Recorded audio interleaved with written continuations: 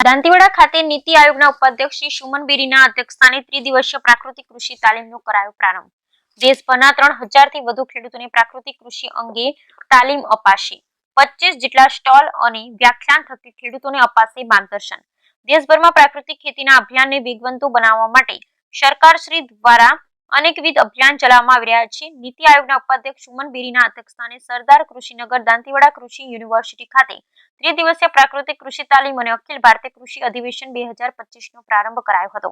ખેડૂતો ગાય આધારિત પ્રાકૃતિક કૃષિને વધુમાં વધુ અપનાવે તેના અનુસંધાને આયોજિત કાર્યક્રમમાં દેશના જુદા જુદા રાજ્યના 3000 જેટલા ખેડૂતોએ આ તાલીમમાં ભાગ લીધો હતો।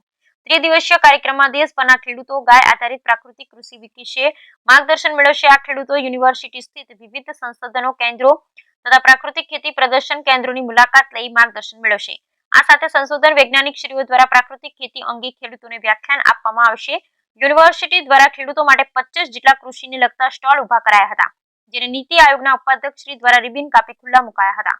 આ કાર્યક્રમમાં નીતિ આયોગના ઉપાધ્યક્ષ શ્રી સુમન બેરીએ જણાવ્યું હતું કે વડાપ્રધાન શ્રી નરેન્દ્રભાઈ મોદીના 2047ના વિકસિત ભારતના વિઝનને પૂર્ણ કરવા સૌથી વધુ કૃષિ સેક્ટર ભાગ ભજવશે। તેમણે જણાવ્યું કે વિકસિત રાષ્ટ્ર બનાવવા માટે વિકસિત સમાજ બનાવવો ખાસ જરૂરી છે, જે માટે ખેતી અને ખેડૂતોને કેન્દ્રમાં રાખી તેમના વિકાસ માટે પ્રયત્ન હાથ ધરવા જોઈએ। દેશ ખેતીમાં આત્મનિર્ભર બને તથા દુનિયા સામે ભારત મેન્યુફેક્ચરિંગ હબ બને તે ખાસ જરૂરી છે। દેશી ગાય આધારિત ખેતી, મિલેટ પાકોનું વાવેતર, બાગાયતી તથા ગુણવત્તાયુક્ત બીજ જેવા ઉભરતા ક્ષેત્રો થકી ખેડૂતો તથા ગ્રામીણ ક્ષેત્રના વિકાસ વડે રાષ્ટ્રનો સર્વાંગી વિકાસ કરી શકાશે તેમ તેમણે જણાવ્યું હતું।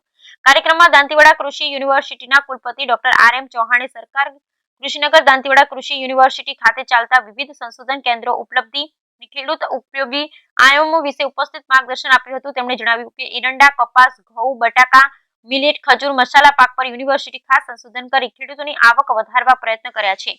આજે દેશમાં 71% એરંડાનું ઉત્પાદન ફક્ત ગુજરાત કરે છે, જેના થકી 7000 કરોડનું વિદેશી હુંડિયામણ દેશને મળ્યું છે। દાંતીવાડા યુનિવર્સિટીના હાઇબ્રિડ 7 અને 8 નંબરના એરંડાનો ફાળો સૌથી મહત્વનો રહેલો છે। કચ્છની ખારેકને જીઆઈ ટેગ મળ્યો, જેનાથી ખેડૂતોને ખોરાક વેચાણ માટે ફાયદો મળી રહેશે। વધુમાં કુલપતિશ્રીએ જણાવ્યું કે કૃષિ યુનિવર્સિટી ખાતે 13 જેટલા સંશોધન કેન્દ્રો ચાલે છે। આજે 100 થી વધુ ખેડૂતો મશરૂમની ખેતી કરતા થયા છે। આ સિવાય મધમાખી પાલન, બેકરી શાળા અને માળી તાલીમ થકી ગ્રામીણ યુવાનોને રોજગારલક્ષી તાલીમ પણ આપવામાં આવે છે। વિદ્યાર્થીઓને શિક્ષણ, સ્કોલરશીપ, સંશોધન, હોસ્ટેલ સહિતની સુવિધા પૂરી પડાય છે। તેમણે કહ્યું કે યુનિવર્સિટીના વૈજ્ઞાનિકો દ્વારા પ્રાકૃતિક ખેતી માટે વિવિધ સંશોધનો થકી સફળ પરિણામ પણ મળી રહ્યા છે। તાજેતરમાં હળદરના પ્રાકૃતિક પાકમાં સામાન્ય ખેતી કરતા 2 ગણું ઉત્પાદન મળ્યું છે। ગીર તથા કાંકરેજ ગાયના છાણમાં ખેતી માટે ઉપયોગી જીવાણુઓની સંખ્યા સૌથી વધુ માત્રામાં મળી રહી છે। આ પ્રસંગે કિસાન સંઘના અધ્યક્ષ શ્રી બદ્રીનારાયણ ચૌધરીએ જણાવ્યું હતું કે દેશના ખેડૂતો આત્મનિર્ભર તથા પ્રાકૃતિક ખેતી તરફ આગળ વધી શકે તે માટે સરકારશ્રી સાથે કિસાન સંઘ આગળ વધી રહ્યું છે। દેશના લોકોને સસ્તો, ટકાઉ, શુદ્ધ કૃષિ પેદાશો આપવાનું છે। વડાપ્રધાન શ્રીના 2047 વિકસિત ભારતના સ્વપ્નને સાકાર કરવા માટે દેશના ખેડૂતોને વિશેષ ફાળો રહેશે તેમ કહ્યું હતું। સરદાર કૃષિ યુનિવર્સિટી દ્વારા ખેડૂતોને માટે સંકલિત ખેતી પદ્ધતિ, મિલેટ, કઠોળ, તેલીબિયા, ખજૂર, બટાકા, ફૂડ ટેકનોલોજી સહિતની વિવિધ સંશોધન કેન્દ્રના સ્ટોલો ઉભા કરાયા હતા, જેનો ખેડૂતોએ બહોળી સંખ્યામાં લાભ લઈ રહ્યા છે। આ પ્રસંગે નીતિ આયોગના સલાહકાર શ્રી નિલેશ પટેલ, આણંદ અને જુનાગઢ કૃષિ યુનિવર્સિટી તથા કામધેનુ યુનિવર્સિટીના કુલપતિ શ્રી ડોક્ટર શ્રી કે.બી. કંથિરિયા, વી.પી. ચોવટિયા અને શ્રી એન.એચ. કેલાવાલા સહિત અલગ અલગ રાજ્યના બહોળી સંખ્યામાં ખેડૂત પ્રતિનિધિઓ ઉપસ્થિત રહ્યા હતા। Bureau report Ramjibhai Raygur, Kankrej, Banaskantha. નમસ્કાર। આજે સરદાર કૃષિનગર દાંતીવાડા કૃષિ વિશ્વવિદ્યાલય ખાતે 3 દિવસનો ગાય આધારિત પ્રાકૃતિક ખેતી પ્રશિક્ષણ વર્ગનો શરૂઆત થઈ છે। આ પ્રશિક્ષણ વર્ગના ઉદ્ઘાટનની અંદર નીતિ આયોગના ઉપાધ્યક્ષ માનનીય સુમન બેરી હાજર રહેલ હતા। આ કાર્યક્રમમાં ખાસ કરીને કિસાન સંઘ સાથે સંકળાયેલા ખેડૂતો હાજર થયા છે। આ ખેડૂતો દેશભરના તમામ રાજ્યોમાંથી 3000 જેટલી સંખ્યાની અંદર આપણે યુનિવર્સિટી ખાતે આવ્યા છે। આમને 3 દિવસની અંદર પ્રાકૃતિક ખેતીને લગતા જુદા જુદા વર્ગો, જુદા જુદા લેક્ચર્સ અને પ્રયોગો કરીને પ્રાકૃતિક ખેતી વિશે સમજણ આપવામાં આવશે। પ્રાકૃતિક ખેતીની અંદર ખાસ કરીને ગાય ઉપર આધાર રાખવામાં આવતો હોય છે, કારણ કે એની અંદર જે ઘન જીવામૃત અને બીજા ઉત્પાદો બનાવવામાં આવતા હોય છે એ ગાયના છાણ અને મૂત્રની અંદરથી બનાવવામાં આવતા હોય છે।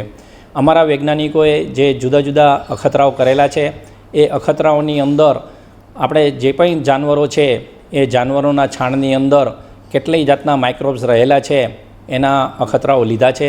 એની અંદર ખાસ કરીને આપણી દેશી ગીર ગાય અને કાંકરેજ ગાયની અંદર સૌથી વધુ માત્રાની અંદર સૂક્ષ્મ જીવાણુઓ રહેલા છે, જે જમીનની અંદર જમીનની ફળદ્રુપતાને સુધારવાની અંદર મદદ કરે છે.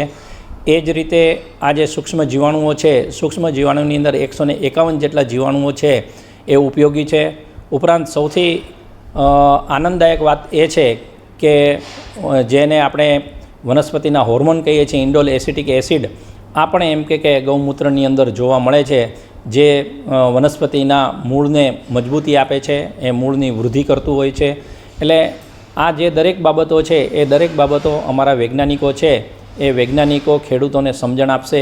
ખેડૂતને ખેતર ઉપર પણ એમ કે નિદર્શન બતાવીને અને એમને આ પ્રાકૃતિક ખેતીની સમજણ આપવામાં આવશે. ધીમે ધીમે ખેડૂત છે એ પ્રાકૃતિક ખેતી વળે એવા સઘન પ્રયત્નો કરવામાં આવશે. આપણે બધા જાણીએ છીએ કે હમણાં જ થોડા સમય પહેલાં આપણા માનનીય વડાપ્રધાન સાહેબે રાષ્ટ્રીય મિશન પ્રાકૃતિક ખેતી ઉપર જાહેર કરેલું છે. એટલે national mission on natural farming અંતર્ગત આપણે આખા દેશની અંદરથી ખેડૂતોને બોલાવીને અને એ ખેડૂતોને જો આ પ્રશિક્ષણ આપવામાં આવે તો આ સંદેશો આખા દેશની અંદર ઝડપથી પ્રસરે એટલા માટેનો આ એક પ્રયત્ન કરવામાં આવેલો છે. અને આ પ્રયત્ન આપણે સફળતાપૂર્વક અમારા વૈજ્ઞાનિકો એને પૂરો કરશે એ મને સંપૂર્ણ વિશ્વાસ છે.